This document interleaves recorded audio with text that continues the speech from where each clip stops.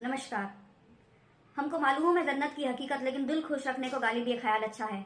हमें पता है कि सीमा हैदर के खिलाफ पिछले 16 महीनों से कोई कार्रवाई नहीं होती दिख रही है हम लोगों को, लेकिन फिर भी मन में एक ख्याल है कि एक पाकिस्तानी अवैध घुसपैठिया से एक दिन पाकिस्तान जरूर फेंका जाएगा। फिर भी मन में ये ख्याल है हमारे, ये एक उम्मीद हमारे मन में है।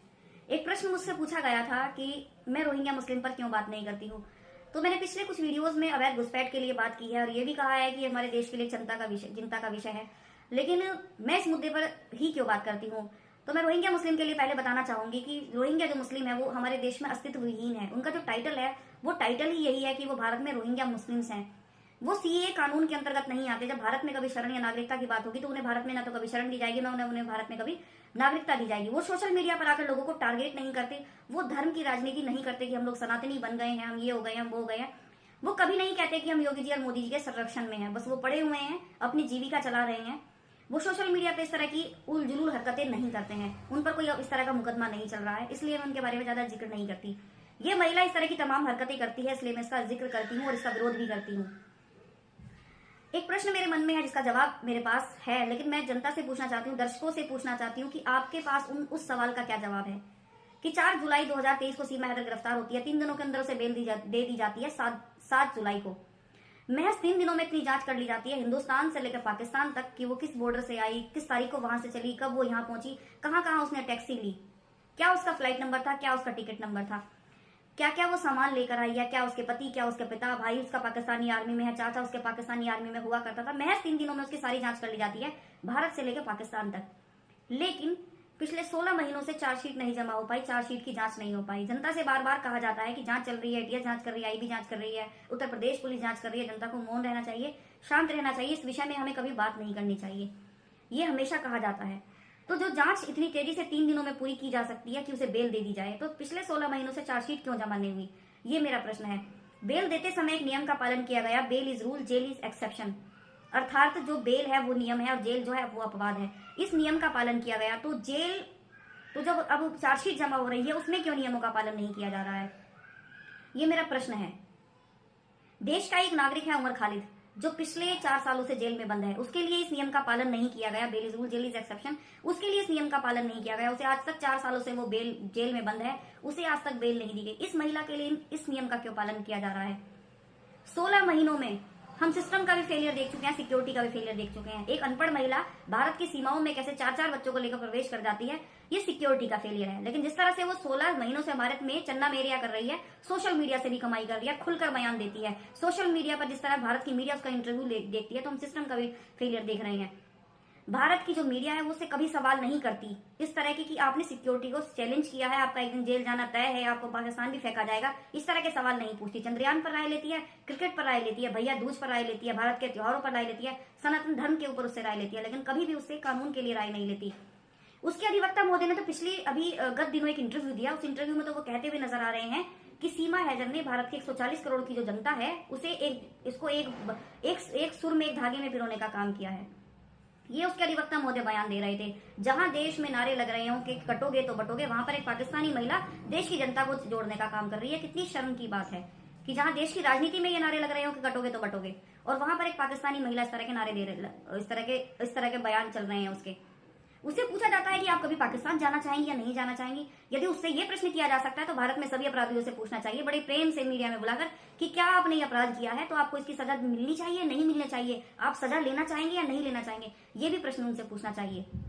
सिक्योरिटी और सिस्टम का जिस तरह से फेलियर सीमा हैदर मामले में है, ये कोई अंधा भी देखकर बता सकता है। मेरा प्रश्न उन लोगों से है जो कहते हैं कि सीमा हैदर भाभी बन चुकी है, देश की भाभी बन चुकी है, सनातन धर्म अपना चुकी है, तो भारत की सीमाओं पर जो जवान खड़े हुए 140 करोड़ जो जनता है उसकी सुरक्षा जो कर रहे हैं, वो कभी प्रश्न क्यों नहीं करते कि हम हिंदुस्तान में रहने वाले हिंदुओं की रक्षा करेंगे, मुस्लिमों की नहीं करेंगे, सिखों की करेंगे, पारसियों की नहीं करेंगे। उनके ऊपर जिम्मा पूरे देश की 140 करोड़ की जनता का सुरक्षा का है। वो कभी भी धर्म को लेकर सुरक्षा नहीं करते। तो धर्म पहले या देश की सुरक्षा पहले है।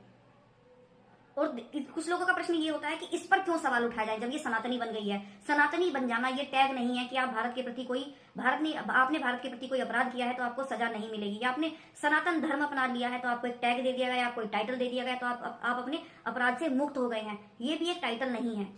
यदि भारत के जो जवान हैं जो देश के लिए शहीद हो जाते हैं, यदि वो इस तरह की राजनीति करने लगे कि आपने धर्म, आपका धर्म ये है, आपका धर्म ये है, तो क्या होगा देश की सुरक्षा का।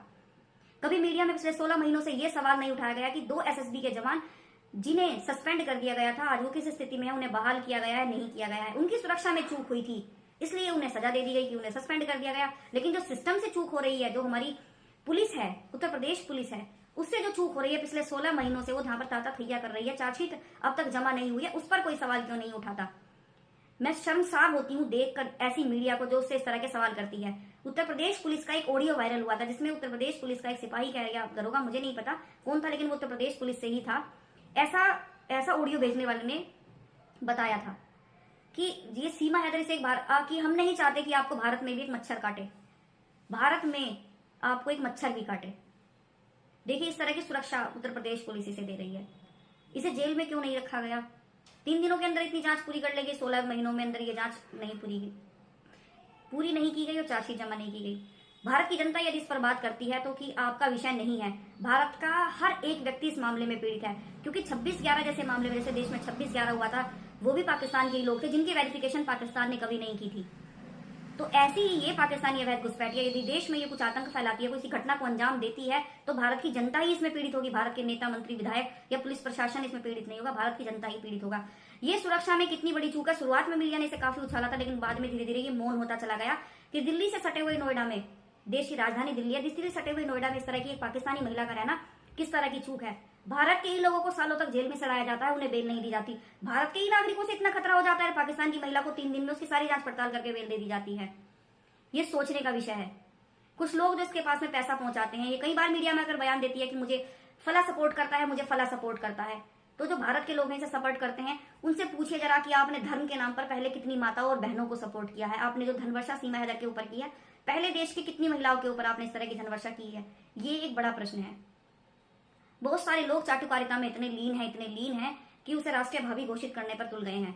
कुछ लोग आते हैं रक्षाबंधन मनाने आते हैं, कुछ भाई दूज मनाने आते हैं, सोशल मीडिया पर उनकी वो वीडियोस भी डालती है कि मेरे भाई फला से आए हैं। लोग आकर उसकी शादी जैसे फंक्शन में आकर भीड़ भाड़ घर में पूरी होती है, फंक्शन अटेंड करते हैं, कभी किसी की जांच नहीं होती कि ये कौन है, कहाँ से आए हैं, क्या और क्यों आए हैं। जो ये पहेली है सीमा हैदर वाले मामले की, सीमा जो हैदर है, ये देश के लिए पहेली बन चुकी है, जिसे उत्तर प्रदेश पुलिस सुलझाना नहीं चाहती।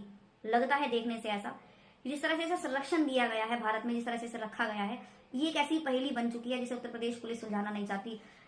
क्योंकि जो जांच 3 दिन में पूरी की जा सकती है, तो वो चार्जशीट 16 महीनों में कैसे जमा नहीं की जा सकती। ये बार बार मेरे मन में एक प्रश्न है कि चार्जशीट क्यों रुकी है, कहाँ रुकी है। यदि चार्जशीट जमा हो जाएगी, चार्ज फ्रेम हो जाएंगे, तो जेल जाना तय है और इसका वहां पर फेंकना भी तय है।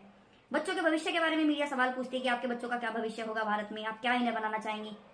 वो कभी ये प्रश्न क्यों नहीं करते, बड़ी शर्म की बात है, वो कभी ये प्रश्न क्यों नहीं करते कि जिन बच्चों का भारत में कोई अस्तित्व ही नहीं है, जो पाकिस्तानी नागरिक हैं, वो भारत में कैसे डॉक्टर, इंजीनियर और पॉलिटिशियन बन जाएंगे।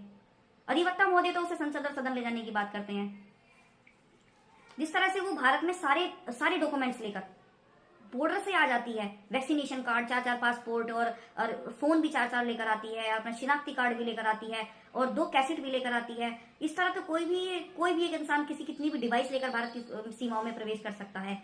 भगवान ना करे कि ये कोई सीमा हैदर ना होकर कोई आतंकवादी भी हो सकता था। ये सुरक्षा में कितनी बड़ी चूक है। जो लोग मैं शायद उनका नाम है अभी मतलब मेरे माइंड में नहीं आ रही, उन्होंने बड़ा लंबा चौड़ा वो किया था कि ये सिक्योरिटी का मामला है, ये सुरक्षा का मामला है। देश की जो सुरक्षा एजेंसियां हैं वो जांच कर रही हैं, जनता का भी मामला है, ये जनता का भी मामला है, क्योंकि जनता इसमें पीड़ित है। क्योंकि इस तरह के अपराधी अगर देश में कोई घटना को अंजाम देते हैं, क्योंकि फोन वगैरह वो सब यूज करती है, किस किस के टच में, किस किस के कॉन्टेक्ट में है। क्योंकि यदि 50 दिनों में उत्तर प्रदेश पुलिस को नहीं पता चला था कि एक 20 साल 21 साल का लड़का रातों रात 4 बच्चों का पिता बन गया, पाकिस्तान से महिला को रख लिया, 50 दिनों तक जब देश की पुलिस को नहीं पता चला, तो ये कुछ कांड कर जाएगी, तो फिर देश की पुलिस को बाद में ही पता चलेगा। इसलिए देश की जनता इसमें पीड़ित है, देश की जनता का बात करना इसमें बनता है। नमस्कार।